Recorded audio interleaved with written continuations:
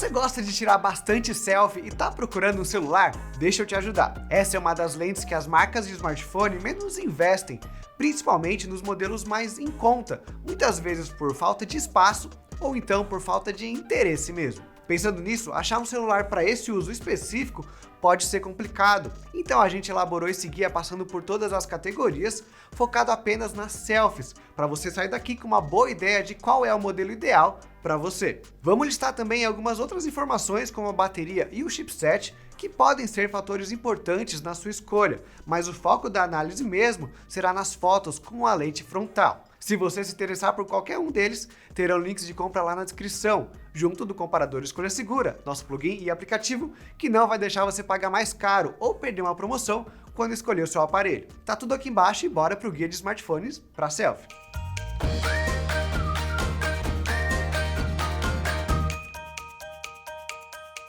Excepcionalmente, no guia de hoje, a gente vai pular aqueles smartphones que são extremamente baratos, pois por menos de R$1.000 é difícil falar que o modelo é bom de verdade para selfie. Dá para ter sim algumas capturas legais como o Galaxy A03 ou um Redmi 10C, mas no geral elas possuem baixa definição, um pós-processamento que não salva e como um todo um conjunto mais limitado. Bom, vocês viram aí alguns exemplos do A03, então se você acha que já é o suficiente, pode conhecer mais sobre ele no nosso review completo, mas para hoje não vamos nos aprofundar. Quem realmente é a nossa primeira recomendação é o Motorola G41. Ele possui uma lente frontal de 13 megapixels com um chipset da MediaTek, o Helio G85. Não é um chip super potente, no entanto, essa nova geração da MediaTek melhorou bastante o processamento da imagem do celular, e as selfies do G41 mostram bastante essa evolução. Inclusive, para a categoria, ele consegue controlar bem a exposição da luz, sem deixar o céu branco super estourado, pelo menos na maioria das vezes. Nas fotos com efeito retrato, o branco fica mais forte, mas não tanto, não para estragar a captura.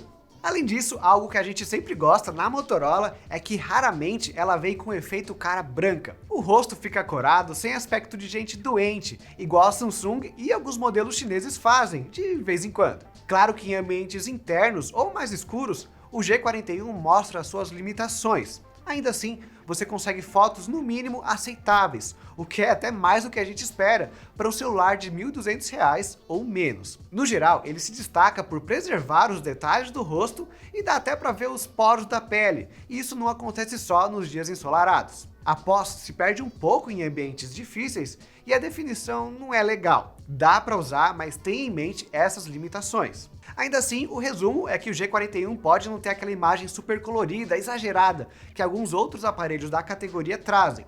Mas esse é um aparelho que está bem acima do esperado, com imagens realistas e bem detalhadas. Tudo atualmente por R$1.169, um baita preço bom. Mas antes de continuar, vocês sabiam que a maioria das pessoas que passam por aqui ainda não estão inscritas? Se você é um desses e você tá gostando do conteúdo, quer receber mais, é só apertar no botão de se inscrever aqui embaixo, ativa o sininho para você não perder as novidades e bora voltar pro guia. O próximo aparelho é o Galaxy M23. Ele tem uma selfie de 8 megapixels, só que com o chipset Snapdragon 750G, que já é um chip intermediário, de uma marca muito mais experiente nesse campo de imagem e fotos. Ele então tem um ponto positivo e um negativo quando comparado com o aparelho anterior. Ele é mais potente, o que é traduzido como pós-processamento melhor, porém com uma lente com menos definição. Inclusive nas fotos você sente um pouco da falta dessa definição, com imagens menos detalhadas, suavizadas em excesso. Também vou te mostrar aqui duas fotos ruins, só para dizer que às vezes foi um pouco complicado acertar o foco da foto, isso se eu estava em um ambiente um pouco mais difícil. Dito isso, o forte é mesmo como eu comentei após. Quando a foto acerta, até em ambientes internos ele consegue fotos boas, mas no mundo externo imagino que todo mundo vai preferir essas capturas aqui do que qualquer outra do G41. Não, o dia não estava tão bonito e a árvore não era tão verde, mas é o efeito Samsung junto do Snapdragon. Só que o que valoriza o M23 é a sua gravação. Apesar de ambos gravarem apenas em Full HD a 30 quadros por segundo, a lente com menos definição da Samsung consegue sim filmar muito melhor. Dá até para ver o céu azul sem o branco estourado, desde que você não exagere e coloque a lente mirando diretamente no sol. Resumo, baita de um celular bom. Mas quanto a mais você paga por isso? Aí é a questão. O valor atual é R$ 1.499, mas ele também é um baita celular bom, o que acaba contribuindo para esse aumento grande de preço. De qualquer forma, é um valor expressivo, R$ 300 a mais. Por isso, dá para ficar com o Moto G41, a menos que você precise muito da filmagem melhor ou prefira o tratamento da Samsung. Aí vem aqui para o M23. Entre os dois também não existem muitos aparelhos diferentes, por isso que a gente já deu esse pulo grande até o M23. Só que subindo mais um pouquinho o preço, a gente chega na menina dos olhos da Samsung, o Galaxy S20 FE.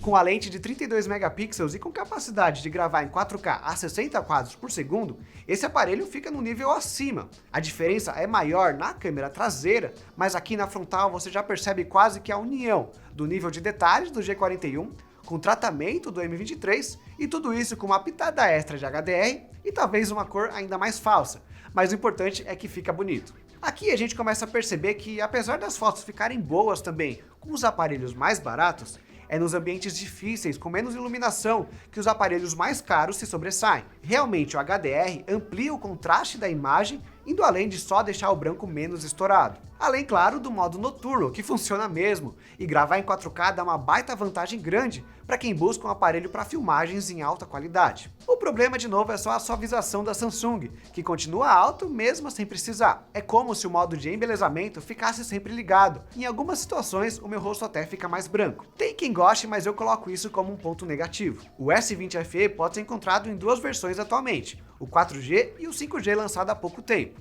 A diferença no valor é de R$ 200 por enquanto, com o modelo mais barato sendo encontrado por R$ 1.799 e o mais caro, R$ 1.999. Minha recomendação é aproveitar que o S20 FE ainda existe, pois as chances da Samsung tirar ele de linha não são pequenas, já que o custo-benefício desse aparelho aqui é maior que quase qualquer outro aparelho da marca. Se você consegue parcelar a compra em mais algumas vezes para comprar um aparelho de R$ 2.000, vale muito a pena chegar até aqui. Agora, se você não quer saber da Samsung, uma opção para importação é o Xiaomi 11 Lite. Ele fica mais ou menos na mesma faixa de preço, com uma lente frontal de 20 megapixels na versão com 5G. Só que ele grava só na resolução Full HD, a 60 quadros por segundo. Bom, os registros do Xiaomi 11 Lite certamente não vão ganhar nenhum prêmio por realismo, mas, de novo, o importante é ficar bonito.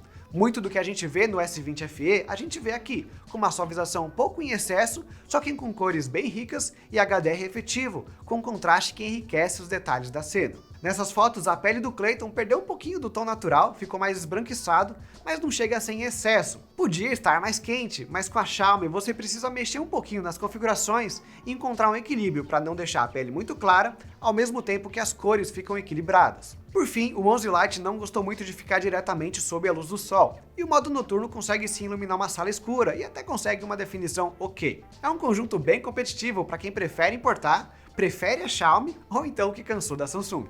Bom, caminhando para os aparelhos top de linha, como importar um celular caro assim não costuma ser uma boa ideia, pois você fica sem assistência se ele quebrar, e os preços não ficam muito melhores por conta do interesse baixo, as opções acabam sendo o iPhone contra o Galaxy S. Esse ano, o iPhone 13 contra o Galaxy S22. O S22 conta com o Snapdragon 8 Gen 1, o chipset mais top do momento, que alimenta uma lente frontal de 10 megapixels, capaz de filmar em 4K a 60 quadros por segundo. Suas fotos são um pouco mais calmas que os Galaxies anteriores, isso na luz do dia, e ele também é capaz de tirar fotos bem interessantes em baixa luz.